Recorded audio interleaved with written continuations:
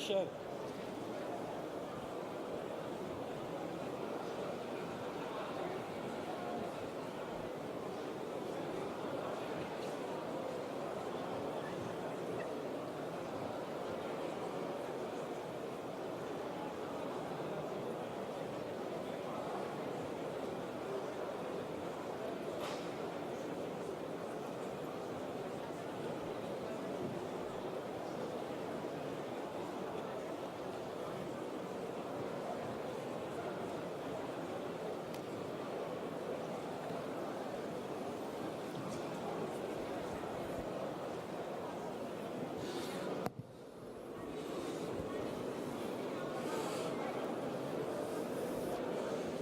Bien.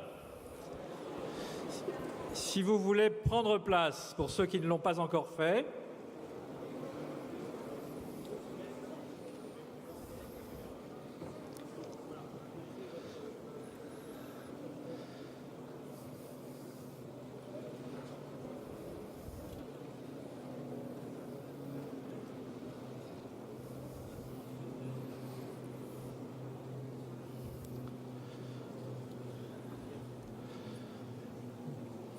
Monsieur le Président, cher Pierre Gattaz, mon cher Pierre, Mesdames et Messieurs, chers amis, bienvenue à HEC pour ces 16e universités du MEDEF.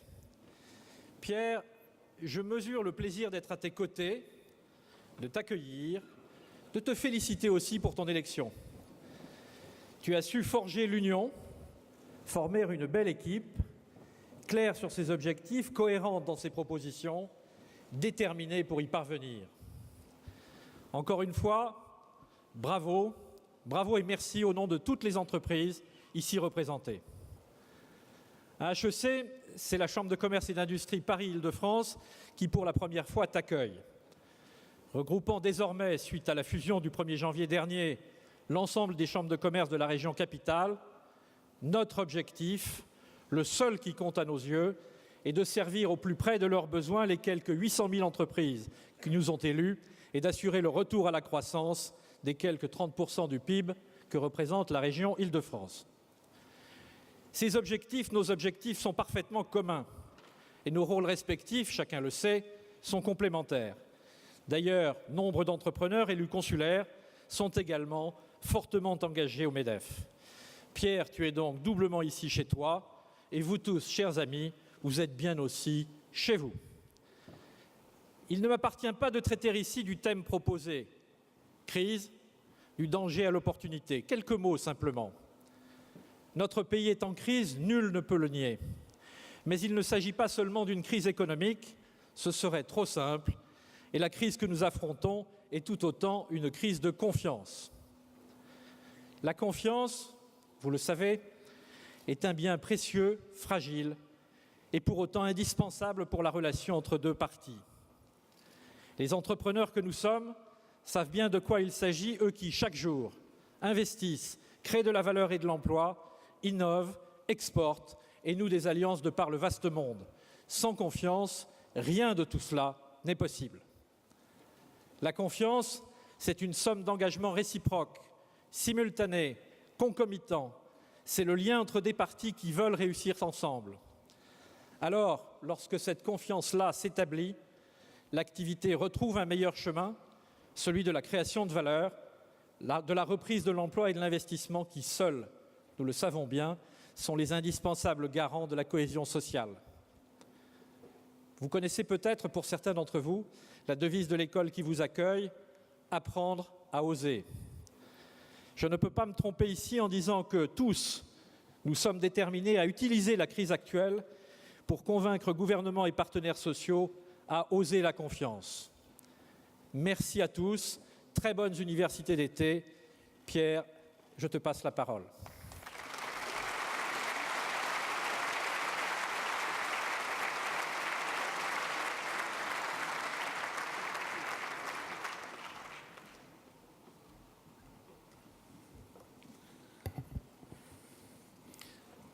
Chère présidente, chers présidents, chers amis, je voudrais tout d'abord remercier Pierre-Antoine Gailly de nous accueillir comme chaque année sur le campus d'HEC, sur ces terres, et de le remercier pour son discours très chaleureux, très sympathique et supporter. Merci infiniment, Pierre-Antoine. Chers amis, merci de votre présence et merci d'être venus aussi nombreux à ces universités de 2013. Je voudrais aussi remercier tous les intervenants qui vont se succéder durant ces 3 jours, débattre avec nous. C'est un moment important car il permet de se retrouver, d'échanger, de partager, comme d'habitude, de réfléchir collectivement, de s'interroger sur notre rôle et notre rapport à la société française. Alors c'est aussi ma première université d'été depuis mon élection. Je suis très ému, très ravi de vous accueillir aujourd'hui, honoré de vous représenter.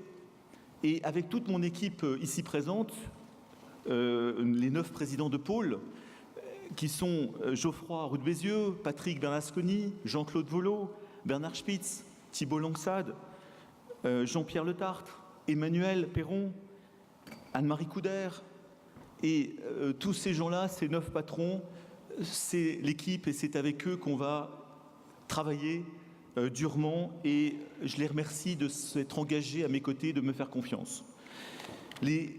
Bravo. Bravo pour eux.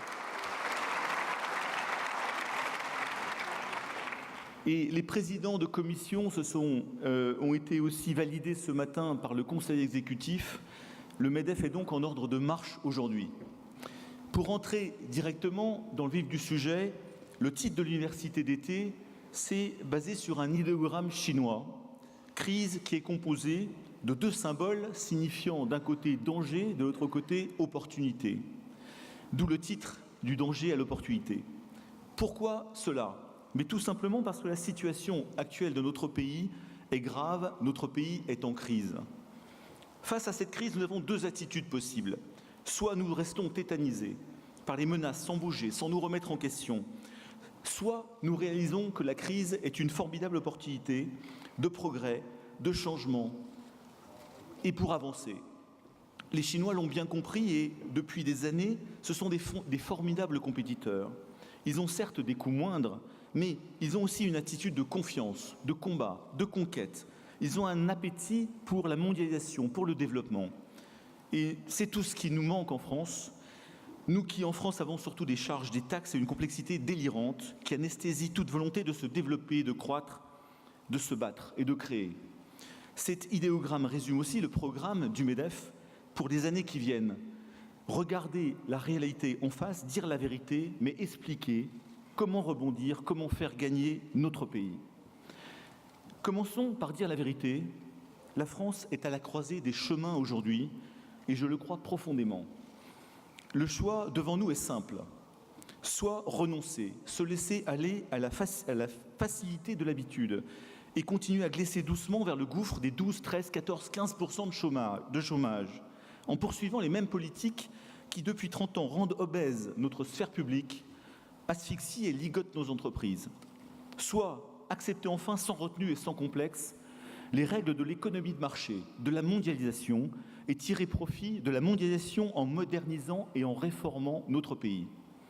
On nous dit que le pays est sorti de la crise car nous avons une croissance de 0,5% au dernier trimestre. Qui parmi vous oserait expliquer à vos actionnaires « tout va bien, nous avons eu au dernier trimestre une croissance de 0,5% de chiffre d'affaires ». Soyons sérieux et cessons de nous raconter des histoires. Notre pays est aujourd'hui bloqué, encalminé, comme un bateau dans la vase.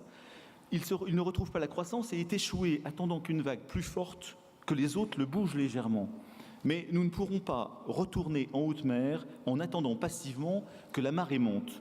Il faut alléger le bateau, il faut que nous acceptions de nous délester pour retrouver une ligne de flottaison normale. Puis il faudra retrouver aussi un cap au bateau France. Quand je dis ça, je ne fais pas de politique. Je ne dis pas que c'est la faute du gouvernement actuel, que tout va plus mal depuis 1 an. Non.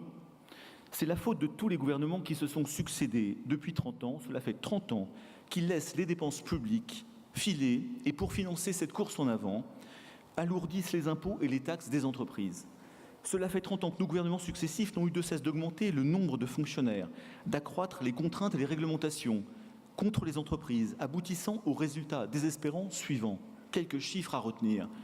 Nos dépenses publiques représentent 57% du PIB, alors que la moyenne européenne est à 45%, 49%, et que la moyenne allemande est à 45%. Nous avons 12 points de plus que les Allemands de dépenses publiques, ce qui fait 240 milliards d'euros et 500 000 fonctionnaires de plus au passage. Notre taux de prélèvement obligatoire atteint 46% du PIB, contre 38% moyenne européenne. Notre pays a le plus grand nombre de fonctionnaires, 1000 par 1000 habitants, puisque depuis 10 ans, on a embauché 400 000 fonctionnaires de plus dans les territoires. On ne travaille pas assez en France, ni par semaine, ni par année, ni sur toute une vie. Et cette situation désastreuse nous coûte très cher, puisqu'il y a 100 milliards d'euros de prélèvements de plus sur les entreprises françaises, comparé à la moyenne européenne. Cherchez l'erreur. En conséquence, mais qui en est encore surpris, tous nos indicateurs économiques sont dans le rouge, le chômage frôle les 11%, le commerce extérieur est déficitaire autour de 65 milliards d'euros, le déficit public sera encore autour de 4% en 2013 et la dette atteint 92% du PIB. Ma seule question à ce stade est quel choix veut-on pour la France ? Veut-on retrouver en France une dynamique de création d'emplois ? Veut-on réellement redonner un avenir à notre jeunesse, à toute notre jeunesse dans sa diversité, et pas seulement à ceux qui ont les moyens de bâtir leur futur en dehors de notre pays ? En un mot, veut-on enfin faire dans ce pays le choix de l'entreprise et des entrepreneurs ? Car qui crée de l'emploi ? Ce sont les entreprises. Nous, chefs d'entreprise et entrepreneurs, sommes le moteur de notre société. C'est nous qui bâtissons notre pays, qui lui permettons d'intégrer des jeunes, les minorités, qui donnons du travail, de la dignité à nos concitoyens, qui formons, qui inspirons, qui motivons, qui investissons, qui imaginons le futur et qui le créons. Sans entreprise florissante, sans entrepreneurs motivés et reconnus, notre pays n'a plus d'avenir. Mais pour créer de l'emploi, il faut de la croissance. Et pour créer de la croissance, il faut des entreprises compétitives, innovantes, qui ont confiance dans leur pays et dans leur pouvoir public. Et pour que les entreprises soient compétitives, il faut que le terreau France soit favorable.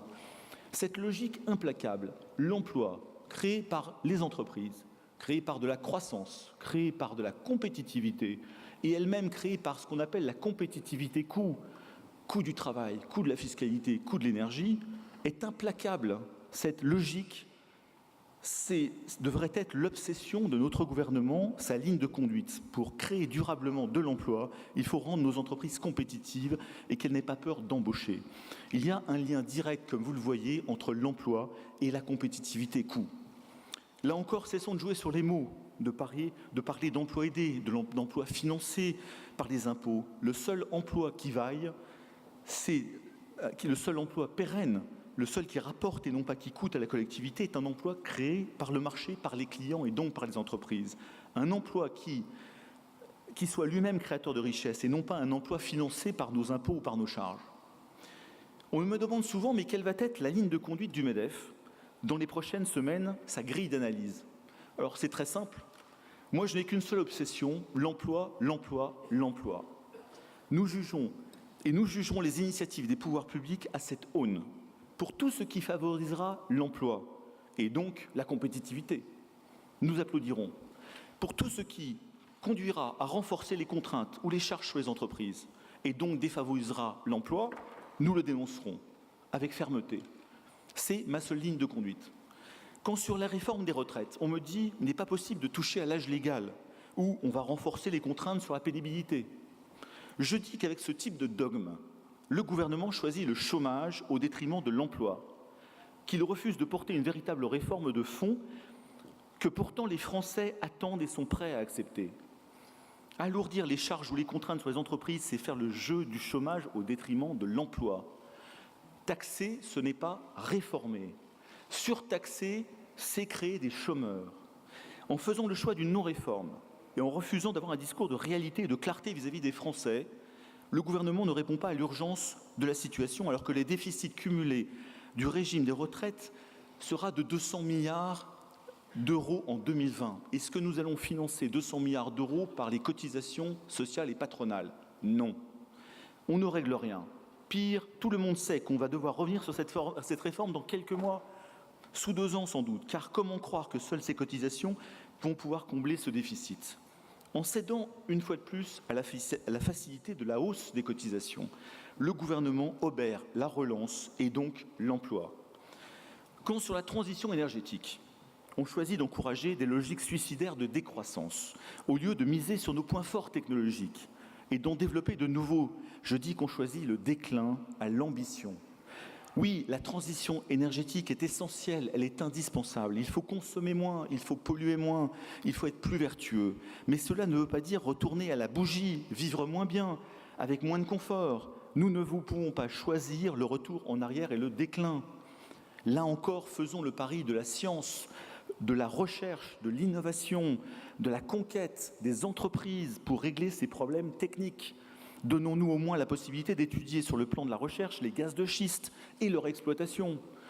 Si, dans les années 60, nous avions écouté les opposants au gaz de lac, nous n'aurions pas développé cette magnifique filière technologique, nous n'aurions pas enrichi toute une région et nous n'aurions pas développé ni Elf-Aquitaine, ni Vallourec, ni les centaines ou les milliers d'entreprises fournisseurs de ces deux grands groupes. Quand, sur le PLF 2014, le gouvernement envisage de taxer de manière supplémentaire les entreprises de 3 milliards d'euros. Je dis, là encore, on choisit de détruire de l'emploi. Arrêtons d'inventer de nouvelles taxes. Notre pays va dans le mur, nous le savons tous les Français. Mais on applique toujours la même recette depuis 30 ans. J'ai un déficit, j'ai un problème de logement, de chômage, de famille, d'écologie, d'environnement. Je taxe. Alors je taxe, et je taxe les entreprises, les ménages, qu'importe, je taxe. Le carnet de chèques est ouvert. Puis je me rends compte que cela freine l'activité, alors j'augmente le chômage, alors je crée le dispositif fiscal qui adoucira l'impact de la nouvelle taxe. Un crédit d'impôt, par exemple. Puis après, je me rends compte que le crédit d'impôt, il faut le financer, donc je recrée une nouvelle taxe. C'est absolument incroyable. Je taxe, je crée l'exception pour régler le problème de taxe, et j'invente la taxe qui va permettre d'adoucir, de financer l'exception. Tout cela est ubuesque, tout cela est ridicule et dramatique. Et on se retrouve dans la situation qu'on connaît aujourd'hui. Nous avons 100 milliards de charges de trop sur les entreprises par rapport à la moyenne européenne. Ce n'est pas moi qui le dis, c'est le rapport Gallois. C'est tous les rapports qui se sont succédés depuis 10 ans. Et c'est l'ensemble du monde, que tous les rapports français, Bruxelles, la Commission européenne, le FMI, les économistes, les instituts, nous disent le coût du travail est trop élevé en France, de 50 milliards, la fiscalité est trop lourde, de 50 milliards, qui dégrade la compétitivité et l'élan français et le développement de la France. Quand je dis il faut 100 milliards de baisse de charges sur 5 ans, c'est 20 milliards par an. C'est une diminution de 1,7% du budget de l'État, qui est à 1150 milliards, ce qui fait 1,7% par an. N'importe qui dans son entreprise ou même dans son foyer est capable de gérer une baisse de 1,7%, mais pas les pouvoirs publics. Alors de qui se moque-t-on ? Les pouvoirs publics nous promettent aujourd'hui une baisse possible du coût du travail, notamment pour compenser la hausse annoncée hier des cotisations sur la retraite. Cela ne suffit pas. Ce que les entreprises attendent, c'est une dynamique de baisse massive du coût du travail, rapide et un calendrier précis de mise en œuvre. Je ne demande pas 50 milliards demain matin, en 2014. On connaît la situation des dépenses publiques, mais il faut que la dynamique de baisse sur 5 ans soit clairement et officiellement engagée et aille au-delà d'une simple compensation des hausses. Et qu'on arrête de me parler de cadeaux aux entreprises. Il s'agit d'un cadeau aux Français, il s'agit d'un cadeau au pays, il s'agit d'un cadeau aux emplois. Nous avons besoin de cet engagement. Enfin, je voudrais parler de la réglementation. En France, pour être sûr que l'animal, entreprise ou ménage, soit non seulement asphyxié par toutes les taxes, mais aussi ligoté par la loi, alors je rajoute des textes à n'en plus finir. Cela fait 30 ans que cela dure. Nous faisons exactement le contraire de ce qu'il faut faire. Nos entreprises ont besoin d'un environnement que j'ai appelé 5S, c'est-à-dire simplifié, stabilisé, souple socialement, serein fiscalement, sécurisé juridiquement. Il doit être plus lisible et compétitif sur les plans territoriaux, sociaux et fiscaux, notamment par rapport à nos partenaires européens. Nous ne sommes pas seuls au monde. C'est un travail de long terme qui doit être effectué avec une détermination sans faille, mais il faut avoir des idées et des objectifs simples que je suggère au pouvoir public. Par exemple, pour la simplification, diminuons tous les codes de 5% par an. Et nous en avons 85, dont 3 codes de plus de 3000 pages. Code du travail, code des impôts, code de l'urbanisme. Et nous avons 400 000 normes. Supprimons aussi 2 textes quand on veut en créer un. C'est ce qu'ils ont fait en Angleterre avec leur principe du one in, two out. 1 dedans, 2 dehors. Pour la stabilisation, adoptons un moratoire sur toutes les normes et règlements imposés par l'administration pendant 4 ans. Réduisons les strates administratives. Il existe aujourd'hui trop d'échelons, chacun ayant sa volonté de créer sa règle ou sa méthode. Pour la sérénité fiscale, enclenchons une baisse des impôts tous les ans, en nombre et en volume, et en valeur, en même temps que la baisse des dépenses publiques. Supprimons aussi les impôts symboles dogmatiques, qui ne servent à rien sauf à décourager les investisseurs et les actionnaires, qu'ils soient français ou étrangers. Supprimons l'ISF et supprimons la taxe à 75% sur les revenus. Merci. Supprimons l'ISF et supprimons cette taxe à 75% sur les hauts revenus qui font tant de dégâts en France pour notre image, en France, en Europe et à l'international, et pour l'attractivité de notre pays. Pour la souplesse sociale, refondons la durée légale du travail en réglant le sort définitivement de nos 35 heures.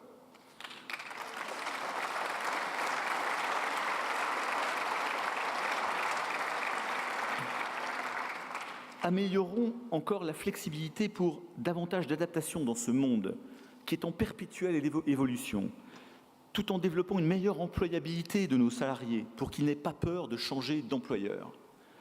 Pour la sécurisation juridique, cessons de considérer les chefs d'entreprise comme des délinquants. Diminuons l'insécurité juridique sur les plans de sauvegarde de l'emploi ou sur les fermetures d'usines. Cessons l'ingérence de la justice sur les affaires économiques procédant de la vie normale des entreprises. Je ne continuerai pas cette litanie, je pense que vous m'avez compris, ce sont les dangers du mot crise aujourd'hui, qu'il faut traiter. Qu'en est-il des opportunités? Reste-t-il de l'espoir pour notre pays? Oui, évidemment, car la situation est grave, mais elle n'est pas désespérée. La France reste un grand pays, un immense pays, avec des atouts absolument incroyables. La France reste un grand pays avec des atouts incroyables. Nous avons encore tout ce qu'il faut pour bâtir notre futur, pour conquérir le monde et rester parmi les grandes puissances mondiales. Mais il nous faut tracer un cap ambitieux et enthousiasmant pour notre pays, pour nos concitoyens, pour nos jeunes, pour son économie, en Europe et dans le monde, et mettre ce plan en exécution. Cette ambition économique, sociale et sociétale, les entrepreneurs de notre pays vont l'affirmer dans les mois qui viennent. C'est l'objet de cette grande initiative 2020, Faire gagner la France, que je vais lancer cet après-midi avec vous tous et dont l'animation a été confiée à Jean-Pierre Le Tartre. J'invite d'ailleurs chacun d'entre vous à passer sur le stand correspondant et à y poster une idée, un commentaire, une contribution. Ce projet novateur vise à présenter d'ici quelques mois une vision à moyen et long terme pour la France, en Europe, à l'horizon 2020. Porteuse d'espoir et d'enthousiasme, il vise aussi à éclairer et donner un sens aux actions à mener à court terme pour atteindre cette ambition et à permettre aux chefs d'entreprise de porter dans leur environnement la vision et les messages communs d'une France et d'entrepreneurs bâtisseurs et conquérants. Bâtisseurs et conquérants. Il permettra enfin de faciliter les réformes structurelles profondes dont la France a tant besoin en donnant un sens à ces réformes, qui devraient être ainsi mieux acceptées par nos concitoyens, par nos salariés, par nos partenaires sociaux. Donner un sens, montrons un cap pour réformer le pays.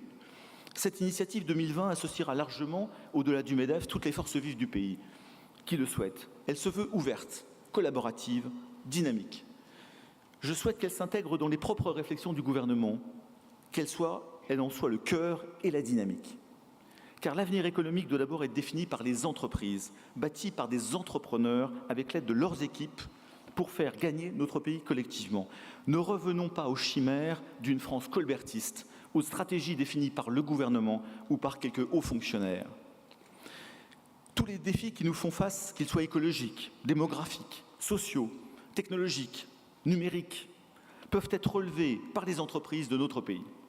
Encore faut-il leur laisser la possibilité, la liberté de le faire et surtout de leur faire confiance. Car les solutions viendront non pas de l'illusion d'une décroissance suicidaire ou du mirage d'une économie administrée, mais bien de l'émergence d'une nouvelle croissance économique, plus vertueuse, plus solidaire, plus humaine, basée sur les entreprises comme cellules de base de construction de cet avenir. Aux entreprises et à nous, MEDEF, de dessiner cet avenir à construire à partir de la France. Au gouvernement de dessiner l'environnement social, fiscal, économique et réglementaire pour que nous puissions réaliser ce projet, relever ces défis à partir de la France, créer des start-up, faire développer nos PME, faire que nos ETI s'épanouissent et que des grands groupes reviennent dans notre pays. Quel rôle doit avoir le MEDEF dans les années qui viennent ? C'est simple, je veux que le MEDEF ait un discours d'enthousiasme et de vérité. Je veux que ce soit l'ensemble des entreprises et des entrepreneurs qui puissent le tenir, qu'ils soient proches de la CGPME, de l'UPA ou de toute autre organisation patronale, car nous devons être très unis dans la situation actuelle. Depuis mon élection, j'ai continué à aller dans les territoires, à rencontrer les fédérations, à parler avec leurs adhérents. Et partout, je constate que notre mouvement est très vivant. Il est passionnant, il est passionné. Le MEDEF n'est nulle part dans une démarche d'opposition stérile, il est partout dans une approche d'explication, de proposition, de motivation et d'enthousiasme. Car c'est aussi dans notre nature de chef d'entreprise que de croire en l'avenir, d'oser, de tenter, de vouloir réussir et de prendre des risques. Oser, Pierre-Antoine en a parlé. Oser, c'est souvent la différence entre celui qui gagne et celui qui perd.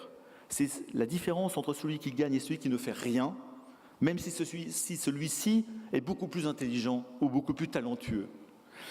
Partout dans les territoires et les fédérations, je suis impressionné par la volonté de mes pairs, leur détermination à agir, non pas de manière égoïste, pour leur propre intérêt, mais de manière collective, pour faire avancer notre pays au travers d'initiatives concrètes. Nous pouvons citer quelques exemples rapidement. Le rapprochement école-entreprise, avec des initiatives comme Vie ma vie, comme Classe en entreprise, comme Les boss invitent les profs. Il y a aussi la valorisation de l'insertion, avec les initiatives comme les trophées de l'insertion, la valorisation de la recherche ou des chercheurs, avec le prix de l'innovation, et puis la promotion du mécénat culturel, le développement par l'alternance et de l'apprentissage, les rencontres avec le grand public, etc., etc. Je n'en dirai pas plus car cela prendrait des heures pour lister toutes les initiatives présentes dans nos territoires et nos fédérations. Mais ce sera notre travail de sélectionner les meilleures initiatives d'entre elles et de les formater pour pouvoir les généraliser et les déployer sur le plan national et dans tout le réseau MEDEF. Il est fondamental que vous, chefs d'entreprise, puissiez vous impliquer dans l'action collective du MEDEF, comme vous le faites dans les territoires et les fédérations, car vous êtes l'esprit, vous êtes la force de notre mouvement, à la fois son inspiration et son bras armé.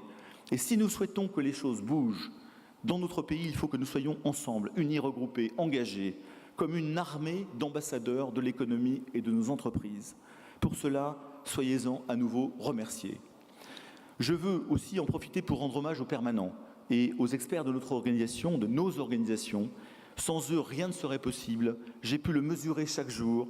Ils ne ménagent pas leur peine, leurs efforts et accompagnent les adhérents avec enthousiasme et détermination. En synthèse de ce discours introductif, je dirais que nous, entrepreneurs, nous, chefs d'entreprise, nous sommes prêts à relever les défis, à travailler ensemble avec les pouvoirs publics, les partenaires sociaux et avec toutes les bonnes volontés pour bâtir un nouveau dynamisme économique pour notre pays. Mais ces efforts ne serviront à rien si les pouvoirs publics ne font pas enfin le choix de l'entreprise. Il faut faire le choix de l'entreprise, donc de la compétitivité et donc de l'emploi. La France est à un tournant. Nous ne pouvons plus attendre des décisions qui sont repoussées depuis 30 ans. Monsieur le Président de la République, Monsieur le Premier ministre, Mesdames et Messieurs les ministres, si vous ne prenez pas les bonnes décisions aujourd'hui, la France s'enlisera dans le marasme, verra ses jeunes et ses talents continuer de quitter le pays, ses entrepreneurs et ses forces vives se désespérer, le chômage continuera de grimper et notre pays sera relégué en 2e, voire en 3e division. Ce qu'il faut faire en urgence est connu et je veux le rappeler en quelques lignes et en quelques mots. 1. La fiscalité. La fiscalité des entreprises doit baisser de 50 milliards par an par le biais d'une action rigoureuse sur les dépenses publiques pour retrouver de la compétitivité. 2. Les cotisations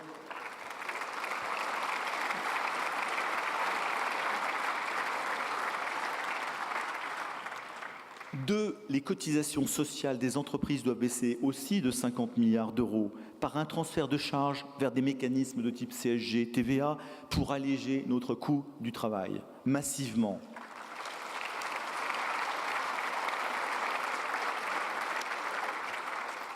Trois, la simplification de notre environnement réglementaire et législatif doit enfin devenir une réalité avec des objectifs clairs, constants et suivis pour que le site France redevienne attractif. C'est tout.